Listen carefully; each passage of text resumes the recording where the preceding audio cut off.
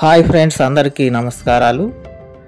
ఈరోజు మా పెరట్లోని దొండ తీగకు కాసినటువంటి దొండకాయలను కోయడాన్ని వీడియోగా చేసి చూపించాలనుకుంటున్నాను.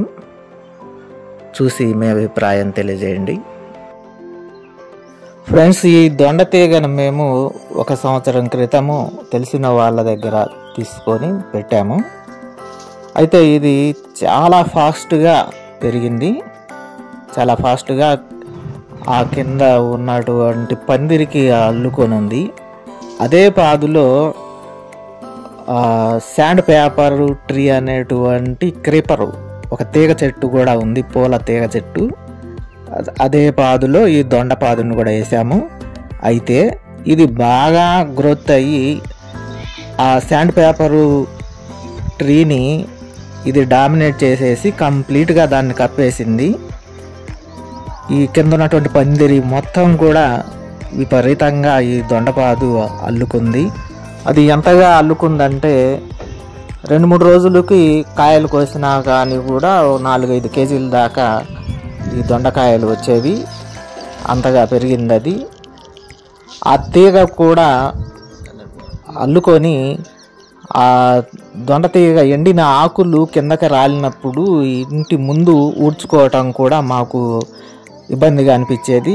అందుకని మేమేం చేసామనంటే ఈ శాండ్ పేపర్ ట్రీ పెరగాలనంటేను, ఇంకా ఇంటి ముందు కాస్త శుభ్రంగా ఉండాలంటేను దొండ తీగను కొంత తొలగించాలని నిర్ణయించుకున్నాము.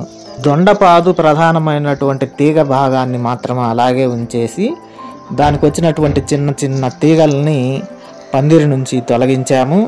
దీనివల్ల ఈ ఎండిన దొండ ఆకులు ఊడ్చుకునేటువంటి ఇబ్బంది మాకు తప్పింది. ఇంటి ముందు శుభ్రంగా అనేది ఉంటుంది.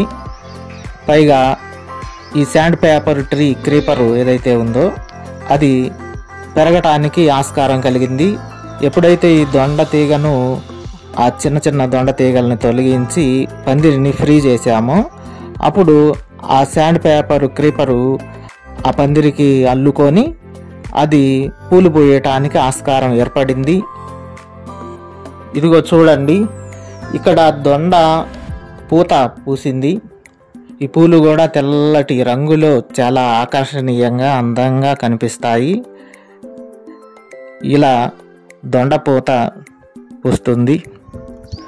ఆ దొండ తీగ పెద్ద తీగను మాత్రమే ఈ డాబాపైకి అల్లించినటువంటి ఆ భాగాన్ని మాత్రమే ఉంచాము. ప్రస్తుతము ఈ దొండ తీగ కంప్లీట్గా డాబాపై మాత్రమే ఉంది. మేము వేసిన ఈ దొండ రకం బాగా లావు కాయలు కాసేటువంటి రకం.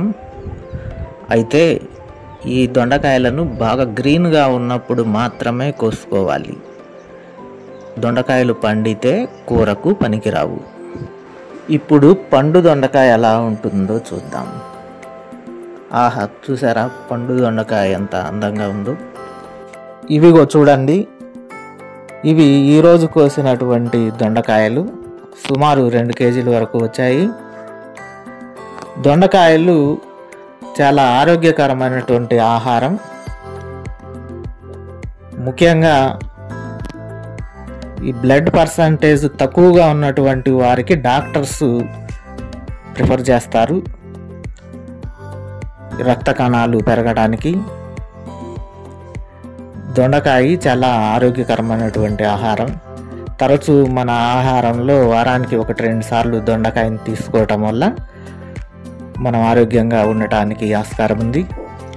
ఫ్రెండ్స్, ఇది ఈరోజు వీడియో. మరి ఈ వీడియోపై మీ అభిప్రాయాన్ని తెలియచేయండి. మరియు నా వీడియోలను ఆదరిస్తున్నందుకు మీ అందరికీ కూడా హృదయపూర్వకమైనటువంటి ధన్యవాదాలు తెలుపుకుంటున్నాను. దయచేసి నా ఛానల్ని సబ్స్క్రైబ్ చేసుకోండి మరియు షేర్ చేయండి. ఫ్రెండ్స్, ఇప్పుడే వాన కురిసి వెలిసిపోయింది. అదిగో చూడండి, దూరంగా ఇంద్రధనుస్సు కూడా ఏర్పడింది. మీకు ఇంద్రధనుస్సు కనిపిస్తే కామెంట్ బాక్స్లో కామెంట్ చేయండి. ధన్యవాదాలు.